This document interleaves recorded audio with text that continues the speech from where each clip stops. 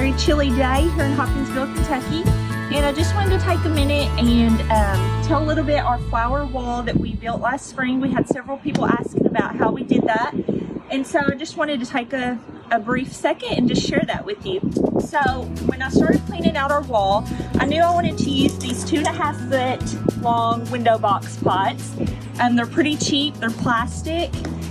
And so it just so happened that the 4x8 pieces of plywood, which we have 2 of here, pretty much fit perfectly with the 2.5 foot window boxes by the time the flowers filled in. So I used 3 of the pots going across.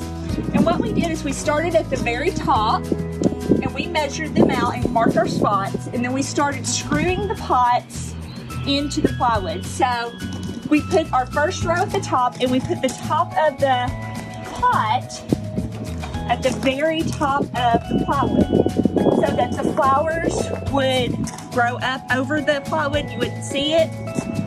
And then we gave it, I think, about 4 inches in between each set of pots and went all the way down.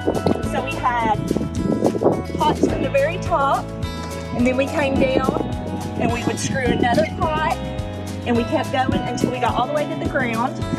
And then we started over to the middle and started going down with another row and then another row. So we had 3 rows of these plastic window box pots, and we filled up the entire wall. And then we had just a little bit of space at the bottom, so I actually just set 3 pots on the ground going across to kind of fill that in.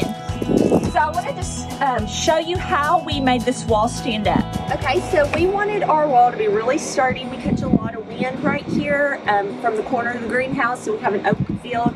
So what I did to make our wall strong is I got 2 2x8 boards, and we laminated them together to make a 3x7 sturdy post.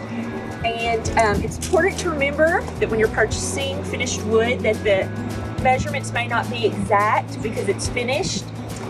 So after we did that, we got our boards put together. We dug 3-foot holes in the ground. We did 3 of them going across, and we wanted it to be plenty deep so that it would not wobble if the wind's blowing.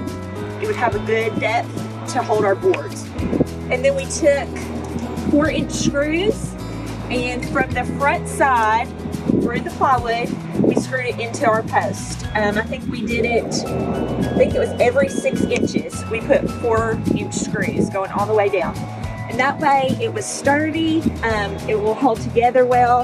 And even on the back, we put a few screws going in this way too, just to make sure that it would stay. So you can see, I mean, it's really sturdy. I don't have to worry about it falling. It lasted all spring through lots of wind and weather. And now I want to show you a little bit about our pots and talk about what I'm going to put in.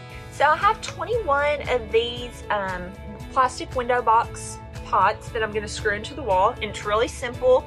We actually plant the flowers and grow them here in the greenhouse before we hang the pots. You can do it either way. You could hang your pots and wait till it's warmer and then plant your wall, or if you want to start them on the ground like we're doing, or in a greenhouse, you can do that and then hang them. But we just screw a hole, 3 holes, 1 at each end and 1 in the middle. We use a 3-inch screw with a washer on it and screw them right into the wall. We didn't have any trouble doing that after the plants were nice and big. You know, it's real easy to do.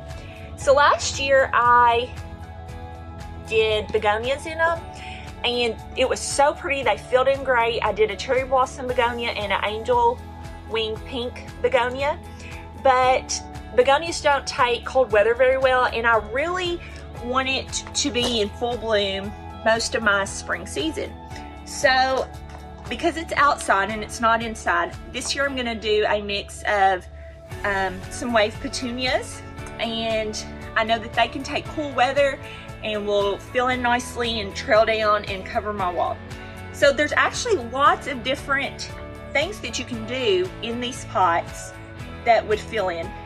If you want some height, you know, you can do sun patience in them, and you have to think about which way the wall is facing. Is it going to get a lot of sun? Is it getting shade? I think sun patience would be nice with maybe some silver falls or something trailing out. I mean, the possibilities are limitless, really. But I want to show you what our wall looked like last year, and then I'll keep you updated so you can see what it looks like.